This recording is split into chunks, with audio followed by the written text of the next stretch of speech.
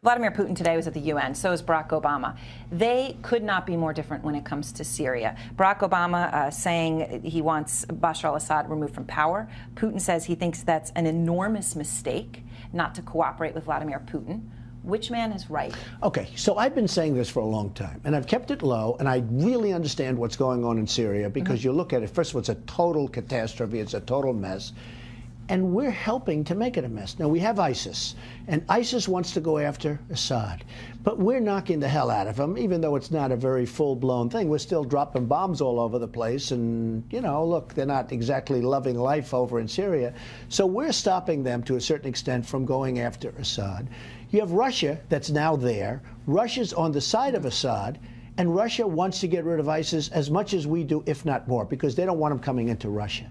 And I'm saying, why are we knocking ISIS, and yet at the same time we're against Assad? Let them fight, take over the remnants.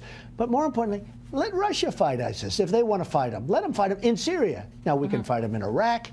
But if you think about Iraq, we've spent $2 trillion, thousands of lives lost, wounded warriors who we love and I love all over the place.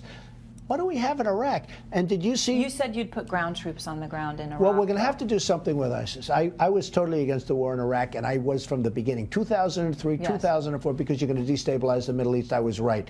And should be given credit, because out of everybody running, I'm the one person that said don't do it. And in How fact, do you put ground troops in Iraq, though, but not in Syria? I mean, well, because there is saying, no border, essentially, between those countries. Let Syria and ISIS fight. Why do we care? Let ISIS and Syria fight.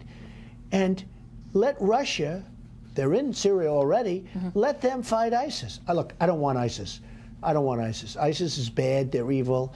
When they start doing with the head chopping and drowning of everything, these are really bad dudes. So I don't want them. But let them fight it out. Let Russia take care of ISIS. How many places can we be? So essentially you're saying let Russia take care of ISIS. If Vladimir Putin wants Bashar al-Assad to stay because it makes sense for him, you're okay with that? So I've watched him a lot, and I've made a lot of money watching people. You know, deals are people, okay? People say, what is a deal? How do you make good deals? It's all about analyzing people. So I've watched Assad, and I've watched a little bit on the other side. The problem is the other side of Assad, we have no idea who they are. They probably are ISIS. I'm saying, are we better off with Assad? We have no idea who these people are. We give them weapons, we give them ammunition, we give them everything. Aaron, we have no idea who. I mean, maybe it's worse than Assad. So what are we doing? Why are we involved? We have to get rid of ISIS, very importantly. But I look at Assad, and Assad, to me, looks better than the other side. And, you know, this has happened before. We back a certain side, and that side turns out to be a total catastrophe. Russia likes Assad seemingly a lot. Let them worry about ISIS. Let them fight it out. Now, in Iraq, we have to do it. We shouldn't have been there in the first place, but we left the wrong way. When Obama took us out the way he took us out, that was a mistake. We should never have been there in the first place. On Tuesday, Syrian dictator Bashar al-Assad launched a horrible chemical weapons attack on innocent civilians. Using a deadly nerve agent, Assad choked out the lives of helpless men, women, and children. It was a slow and brutal death for so many. Even beautiful babies were cruelly murdered in this very barbaric attack. No child of God should ever suffer such horror. Tonight I ordered a targeted military strike on the airfield in Syria from where the chemical attack was launched. It is in this vital national security interest of the United States to prevent and deter the spread and use of deadly chemical weapons. There can be no dispute that Syria used banned chemical weapons, violated its obligations under the Chemical Weapons Convention, and ignored the urging of the UN Security Council. Years of previous attempts at changing Assad's behavior have all failed, and failed very dramatically. As a result, the refugee crisis continues to deepen, and the region continues to destabilize, threatening the United States and its allies. Tonight I call on all civilized nations to join us in seeking to end the slaughter and bloodshed in Syria, and also to end terrorism of all kinds and all types.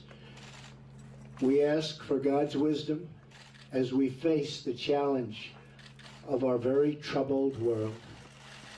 We pray for the lives of the wounded and for the souls of those who have passed. And we hope that as long as America stands for justice, then peace and harmony will, in the end, prevail. Good night, and God bless America and the entire world. Thank you.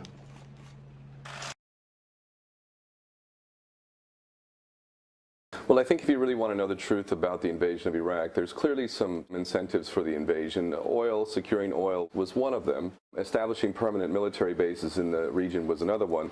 But a far less talked about reality is Israeli plans, which made clear that the balkanization of surrounding countries, in particular Iraq, if we go to Oded Yanan's plan for Israel in the 1980s, it lays out very clearly a strategy of destabilizing all of the surrounding areas of Israel.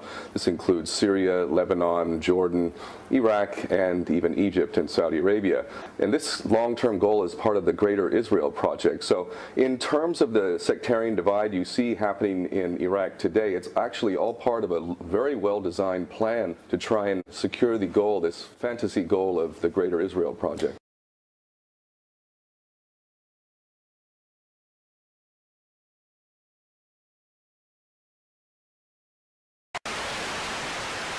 But I didn't come here tonight to pander to you about Israel. The only democracy in the Middle East, the State of Israel. Thank you. Thank you. Israel to Israel. To Israel. Between Israel for Israel. Toward Palestinian terrorism. And Israel. To Israel, Israel, Israel, Israel. When I become president, the days of treating Israel like a second-class citizen will end on day one.